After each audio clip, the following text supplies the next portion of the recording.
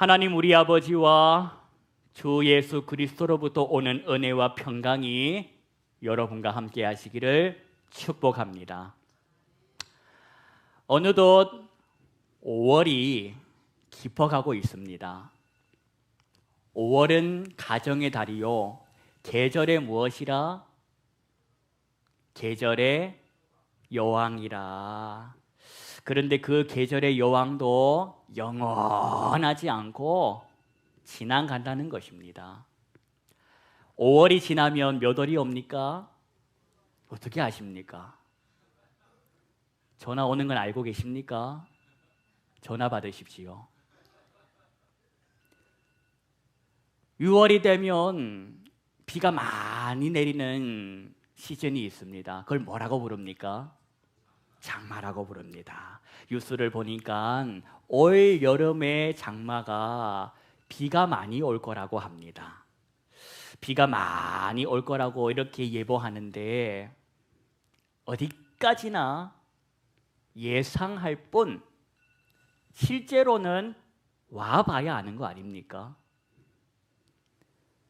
비는 와봐야 아는 겁니다. 혹시 여러분 조선시대에 유명한 발명품이 하나 있는데 그거 뭔지 아십니까? 비가 얼마나 왔는지를 측량하는 도구입니다. 와, 여러분 학창시절 때 공부를 좀 하셨습니다. 추구기가 어떻게 생겼습니까?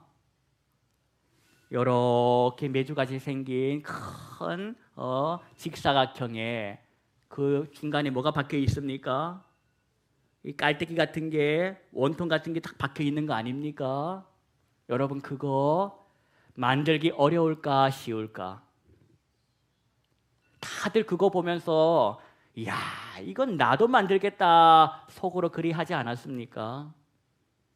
그 간단하게 생긴 발명품이 세상에나 이게 그전에는 한 번도 그런 게 없어가지고 비가 내리면 얼마나 왔는지를 몰랐다는 겁니다. 그런데 그걸 누가 만들었는가 하니 장영실이 만들었다. 장영실이 만들어가지고 이게 바로 비가 얼마나 왔는지를 측정하는 도구입니다. 그날이 언제냐? 그날이 바로 5월 19일인 오늘이었다는 겁니다. 물론 583년 전 오늘. 그래서 오늘 장영실이 치고기를 만들었다 해가지고 발명의 날이라고 부릅니다. 여러분 모르셨지요? 자, 그런데 놀라운 게 있습니다. 치고기가 발명된 지 오늘까지 대략 얼마나 됐나?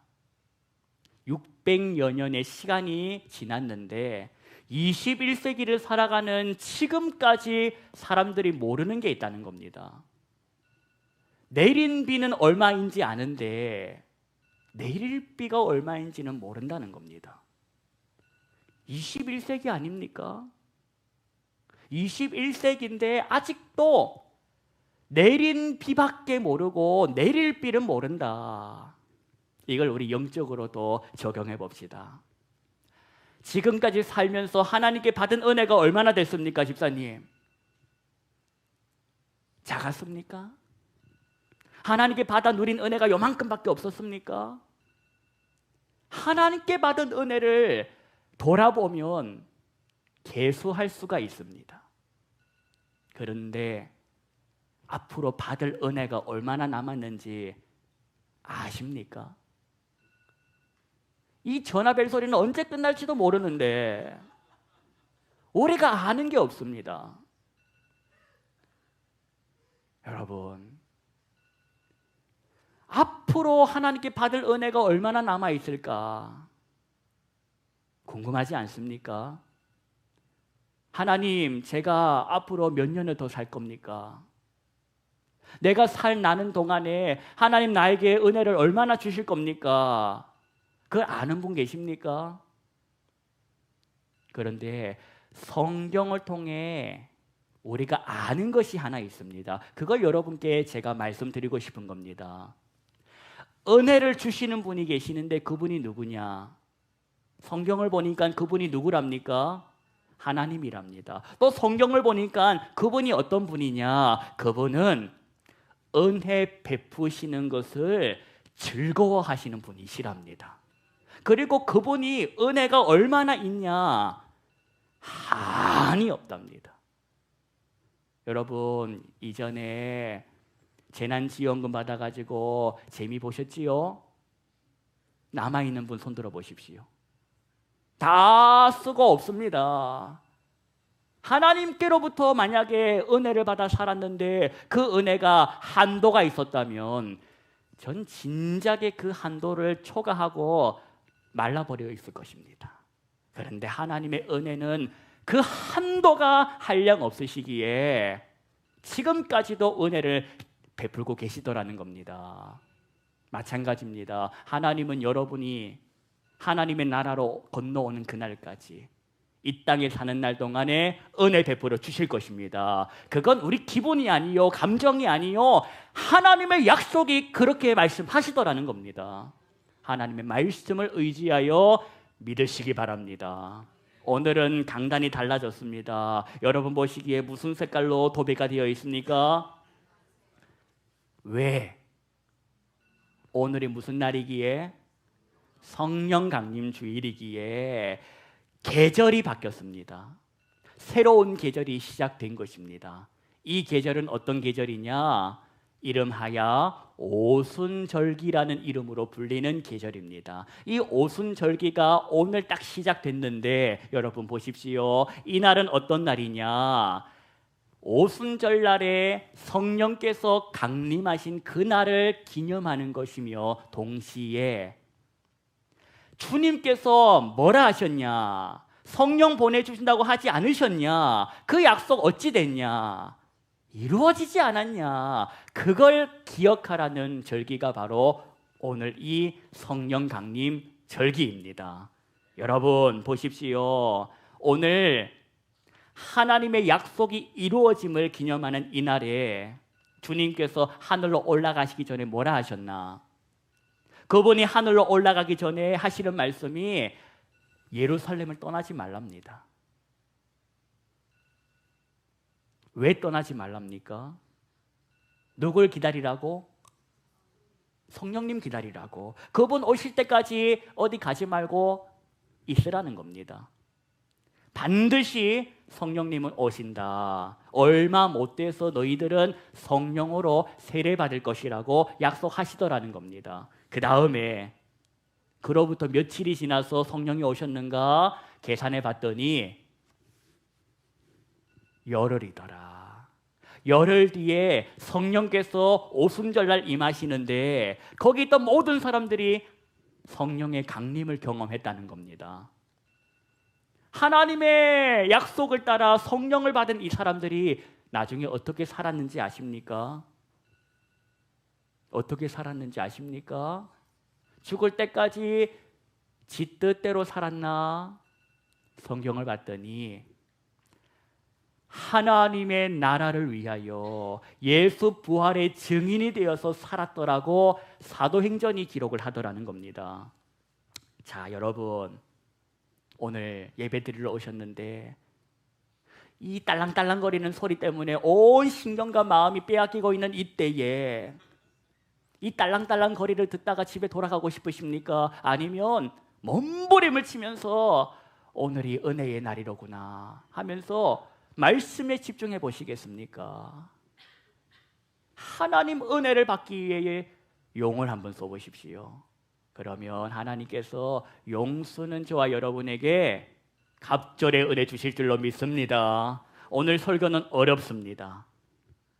오늘 설교는 어렵기 때문에 정신을 바짝 차리지 않으면 다른 산에 올라갈 것입니다.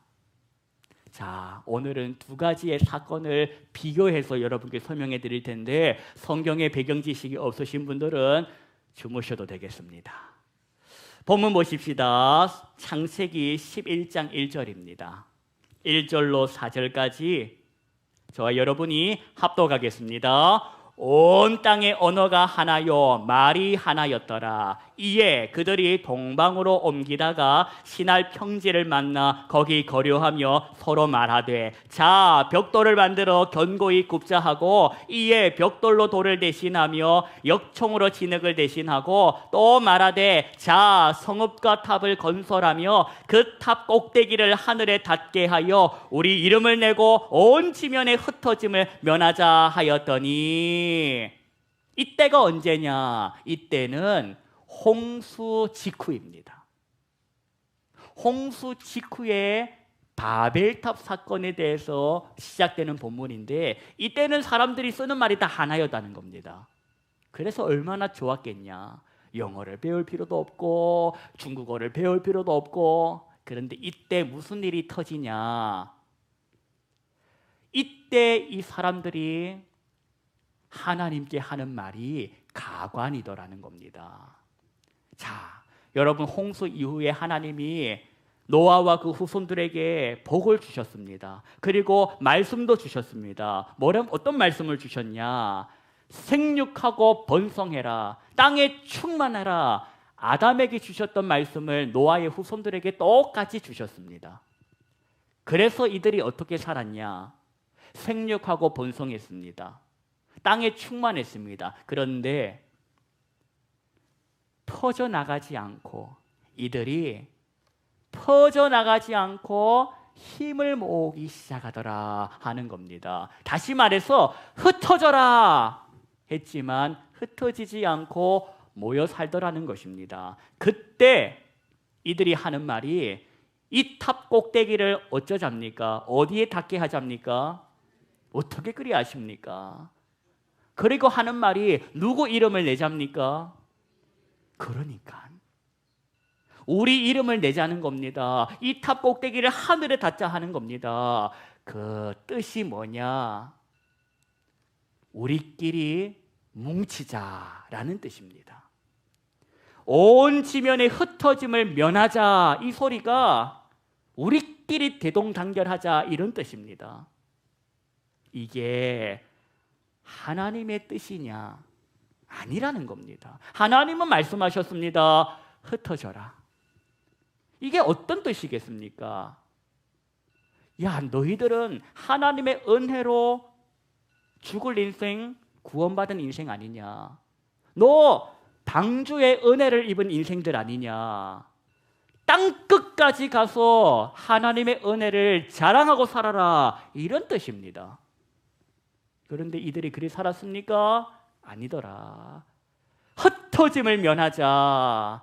땅끝, 하늘 끝까지 이 탑이 닿게 하자. 그래서 뭘 내자? 우리 이름을 내자. 뭘 믿고 이들이 이랬을까? 여러분 생각에 이들이 도대체 간에 뭘 믿고 이렇게 배짱을 부리는지 알겠습니까? 3절 보십시오. 3절을 보니까 뭘 믿었냐? 여러분 보십시오. 뭘 믿었답니까? 벽돌을 믿었다는 겁니다. 벽돌. 이게 뭔 의미입니까? 벽돌을 믿었다 이 말은 기술을 믿었다는 겁니다. 문명을 믿었다는 겁니다. 자신들의 지식을 믿었다는 것입니다. 벽돌 봐라. 이리 단단한 거 조립해서 하늘 끝까지 한번 닿아보자. 이러한 소리와 행태를 저 하늘에서 보신 분, 들으신 분이 있다고 합니다. 그분이 누구냐? 하나님이시다. 하나님께서 말씀하십니다. 5절 같이 합독하겠습니다. 여호와께서 사람들이 건설하는 그 성읍과 탑을 보려고 내려오셨더라. 어쩌셨다는 겁니까? 내려오셨다는 겁니다. 모른 척하지 않으시고 강림하셨다라는 겁니다. 그래서 창세기 11장은 구약 성경에 나타난 성령 강림 사건인 것입니다. 하나님께서 개입하신 겁니다. 들어오신 겁니다. 자, 왜 오셨을까? 모른 척하지 않으신 이유가 뭘까? 혼내러 오셨을까? 하나님께서 회초리 들고 때리러 오셨겠습니까? 오늘 중요한 내용이니까 말씀 어렵다고 했습니다. 짚고 넘어가십시다. 하나님께서 홍수 이후에 인간들에게 명령을 하셨습니다. 땅에 충만해라. 흩어지라는 말씀이었습니다. 확장의 의미로 퍼져나가라 하는 뜻이었습니다. 그런데 사람은 그 뜻에 반대하여 흩어지지 않고 모였습니다. 모여가지고는 하는 일이 뭐냐? 하나님하고 겨루어 보려고 하더라는 겁니다. 자, 이것은 탑을 하늘을 닿게 쌓았다라는 말은 높은 건물을 지었구나 이렇게 생각하면 21세기 사람들, 옛날의 고대 중근동 사람들의 세계관으로 하늘까지 탑을 짓는다라는 뜻은 하나님, 우리 예전에 그 인생들 아닙니다. 한번 해보시지요. 우리 지난번처럼 홍수로 호락호락하게 당할 그 수준 아닙니다. 한번 해보실까요? 그러한 태도가 바로 탑을 하늘에 닿도록 쌓았다라는 중근동의 고대 세계관으로 해석할 수 있는 것입니다. 자, 6절 보십시다. 6절로 9절까지 합독하겠습니다. 여호와께서 이르시되 이 무리가 한 족속이요 언어도 하나이므로 이같이 시작하였으니 이후로는 그 하고자 하는 일을 막을 수 없으리로다. 자, 우리가 내려가서 거기서 그들의 언어를 혼잡하게 하여 그들이 서로 알아듣지 못하게 하자 하시고 여호와께서 거기서 그들을 온 지면에 흩으셨으므로 그들이 그 도시를 건설하기를 그쳤더라. 그러므로 그 이름을 바벨이라 하니 이는 여호와께서 거기서 온 땅의 언어를 혼잡하게 하셨음이니라. 여호와께서 거기서 그들을 온 지면에 흩으셨더라. 8절을 다시 보십시오. 8절 눈으로 보실 때에 여호와께서 어디서랍니까? 거기가 어딥니까? 반역의 현장, 반항의 현장, 그 바벨의 현장에 어떻게 이들의 언어를 하시겠다? 섞어버리시겠다라는 겁니다. 그리고는 9절을 보십시오. 9절을 보니까 하나님께서 거기서 그들을 온 지면에 어떻게 하셨다?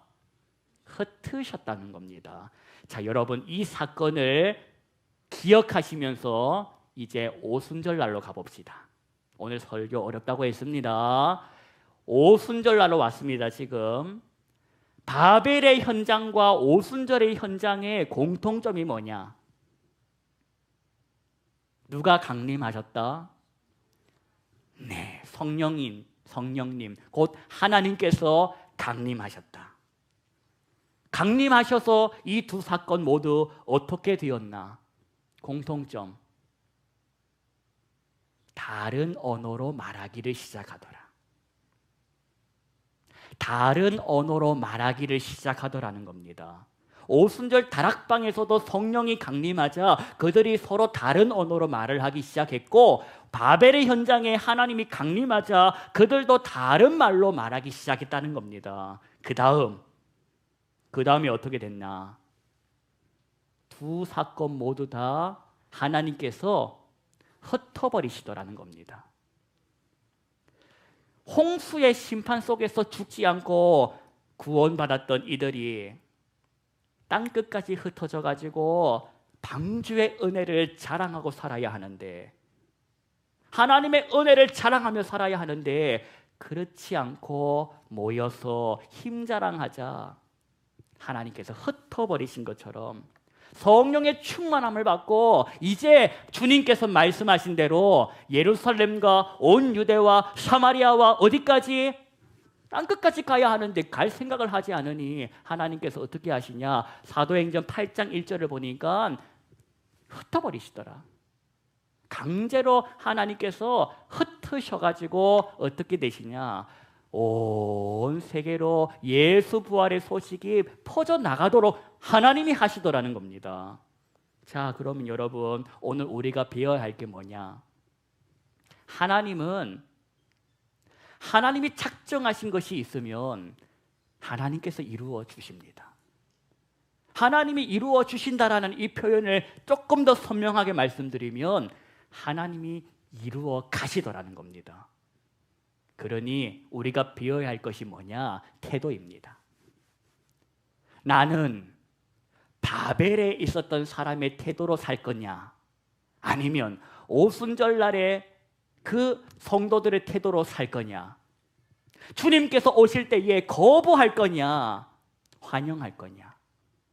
여러분의 태도는 어떻게 되어 있는지 돌아보십시오.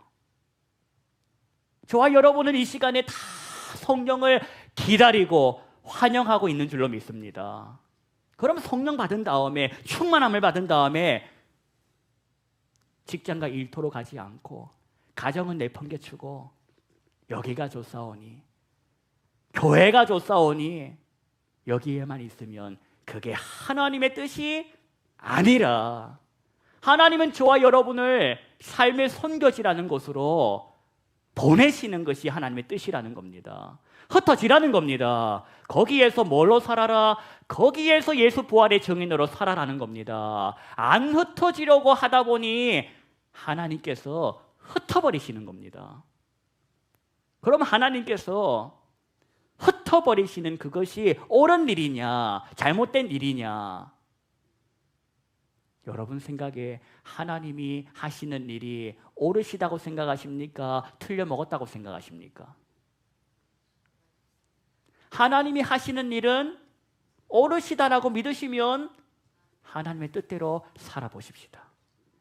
하나님이 행하시는 일은 옳으시다, 그걸 말씀을 통하여 확인하셨다면 하나님이 가라 하는 곳으로 거부하지 말고 거절하지 말고 가보자는 겁니다. 기억하십시오. 하나님이 행하시는 일은 사람 살리시는 일입니다. 하나님이 행하시는 일은 사람을 세우시는 일입니다. 만약에 하나님께서 바벨의 현장에 뒷짐지시고 가만 내버려 뒀다면 그 인생들이 어떻게 되었겠습니까? 탑을 높이 쌓아가지고 하나님하고 한판 겨루어서 이겼겠습니까? 망했겠습니까? 물어보나 마나. 하나님께서 그 현장을 모른 척하지 않으시고 개입하셔서 중단시키시니 그 인생들이 다 살았다는 겁니다. 하나님께서 성령 받은 오순절 그 사람들에게 임하셔가지고 그 공동체를 흩으시니 그 공동체가 망했냐? 무너졌냐? 아니라 세계로 퍼져나가서 하나님의 예수 공동체를 세워가더라는 겁니다. 내 뜻은 여기가 좋사오니 우리끼리 뭉치자. 그런데 하나님의 뜻은 흩어지라는 겁니다. 하나님의 그 뜻이 저와 여러분의 삶을 통해 이루어지기를 원합니다. 고집 부리지 맙시다. 하나님의 뜻이 저와 여러분을 통해 흘러가도록 우리 그리 한번 살아보자는 겁니다. 저항하는 인생이 아니라 순종하는 인생으로 한번 살아보자는 겁니다. 오늘도 이 말씀을 통해 주시는 것은 내 뜻이 이루어져야 되는 것이 아니라 주 뜻이 이루어지기를 구하는 연습, 그걸 해보자는 겁니다. 그걸 함께 한번 해보자는 겁니다. 그 믿음의 훈련을 함께 하라고 허락하신 것이 저와 여러분이요, 우리 교회인인 줄로 믿으시기 바랍니다. 하늘에서 비가 얼마나 내릴까? 그걸 어찌 압니까? 그러나 우리가 아는 것은, 우리가 성경을 통해 배운 것은 하나님은 은혜가 풍성하시다. 그 하나님이 나랑 무슨 상관이냐? 내 아버지시다. 이게 성경을 통하여 우리가 고백하는 믿음의 선포인 것입니다. 가십시오. 삶의 선교지로 가십시오.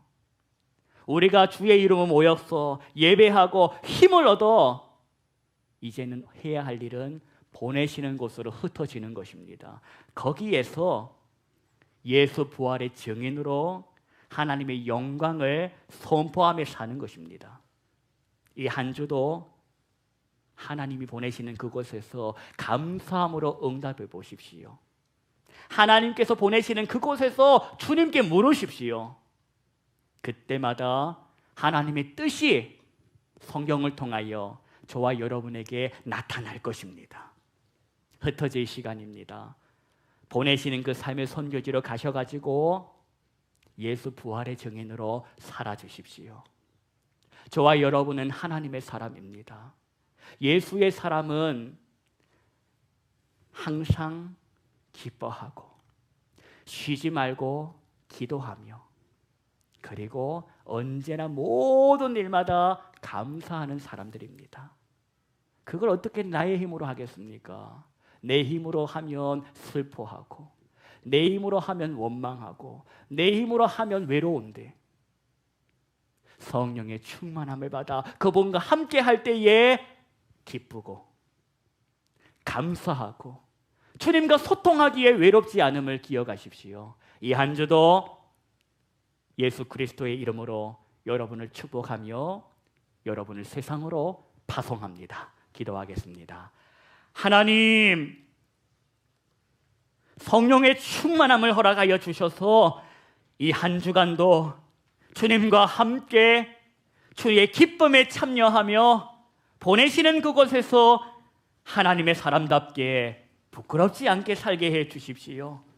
성령의 충만함을 구하는 모든 자에게 풍성하게 허락하여 주실 것을 말씀을 의지하여 예수 그리스도의 이름으로 기도하옵나이다. 아멘. 이 시간에 받은 말씀 가지고 기도하는 마음으로 찬양하십시다. 우리는 주의 백성이오니 함께 찬양하겠습니다. 우리는 주의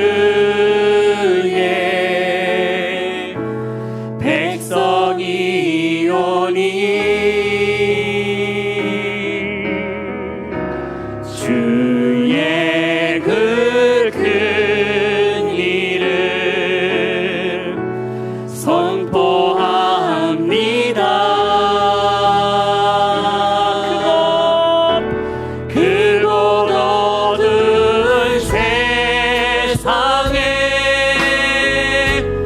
빛으로 부르셨네.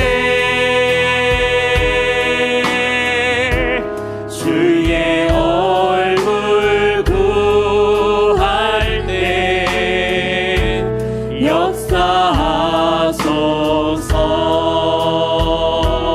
역사하소서. 교회를 세우시고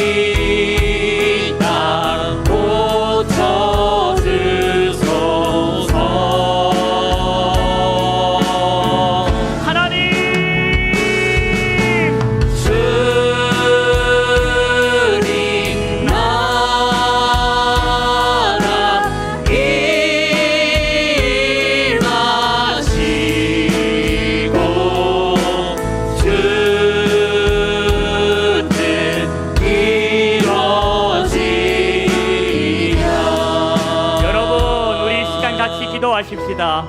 하나님께서는 바벨의 현장을 모른 척하지 않으셨습니다. 하나님께서 찾아오신 것이 결과적으로 복이었습니다. 여러분, 우리가 다 소시적에 탑 쌓고 살던 인생 아닙니까? 저와 여러분도 다 바벨탑 짓고 살던 인생 아닙니까? 돈이라는 이름의 바벨탑, 명예라는 이름의 바벨탑, 건강이라는 이름의 바벨탑 붙들고 살다가 그거 무너지는 걸 경험한 인생 아닙니까? 그거 무너져가지고 어떻게 됐습니까? 우리 다 죽었습니까? 우리 다 죽지 않고 여기 이 자리에 있는 거 아닙니까? 그 쓸데없는 것이 무너지자 비로소 보인 것이 하나님이라. 저와 여러분이 그때의 일을 통하여 하나님을 경험한 사람들인데, 그 하나님의 은혜를 알고도 세상 가서 입 다물고 살아서 되겠습니까? 그 세상에 나가면 그 옛날 나처럼 탑 쌓고 있는 인생, 불쌍한 인생들, 그들에게 전해줘야 할 거 아닙니까? 쓸데없는 짓 좀 그만하고 그 탑 쌓는 일 좀 멈추고 하나님을 경외하라고 소리쳐야 되지 않겠습니까?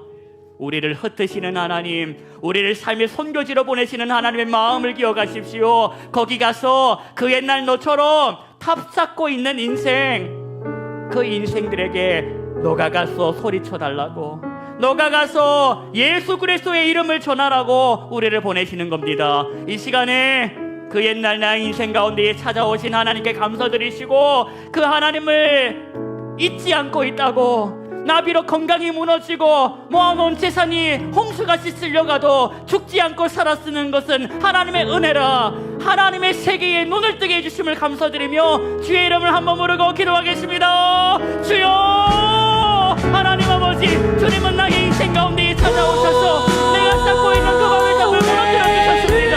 내가 의지하고 살았던 쓸데없는 것들, 잘못된 것들, 그 못된 것들을 하나님께서 나의 인생 가운데 찾아오셔서 내가 의지한 것은 그것이 아니라 하나님이라, 하나님의 말씀이라, 당신의 이름이라 그렇게 의지하며 새롭게 살게 하여 주셨습니다. 하나님의 은혜를 받아서 하나님의 자녀가 되어 살아가는데, 주여, 내가 강량하던 세상을 보라보며 주여 하며 머뭇거리고 있는 걸 알려주시오. 주여, 이 시간에 성령의 충만함을 허락하여 주셔서 주님이 나를 보내시는 그곳에 나아가 예수 그리스도의 복음을 전하며 하나님의 그 사랑을 외치며 하나님께 받은 그 은혜를 간증하며 살아갈 수 있도록 역사하여 주시기를 원합니다. 하나님, 우리 모든 인생 가운데 찾아오셔서 쓸데없는 짓을 멈추게 하심을 감사합니다. 하나님 감사합니다. 그때 하나님께서 찾아오셔서 내가 의지하던 것들을 무너뜨려 주시지 않았더라면 나는 지금도 그거 의지하고 살았을 것입니다. 그거 의지하다가 죽을 때 하는 소리가 억울하다. 죽을 때 억울하지 말라고 하나님이 일찍이 찾아오셔서 나를 만나 주신 것은 하나님의 은혜라. 썩지 않은 것이 있다, 영원한 것이 있다, 생명이 있다, 그걸 깨닫게 해주셨는데, 그 은혜를 마음에 담고 하나님의 마음을 알고 그 알지 못하는 사람들에게 가서 내가 받은 은혜를 자랑하고 살아야 하는데, 입 다물고 살지 말아야 하는데, 그 복음의 사명을 감당하지 못하고 앉아있는 것은 아닌지요. 주여 불쌍히 여기시고 우리가 이 한 주간 보내시는 곳에 가서 내가 받은 은혜, 내가 받은 사랑, 내가 받은 예수의 이름을 자랑하며 살 수 있도록 역사하여 주시옵소서. 성령의 충만함으로 그 기운과 능력과 마음으로 그 일을 감당할 수 있도록 도와주시옵소서. 성령의 역사가 이 한 주간 우리 모든 성도들과 함께하기를 원하오며 예수 그리스도의 이름으로 기도하옵나이다. 아멘.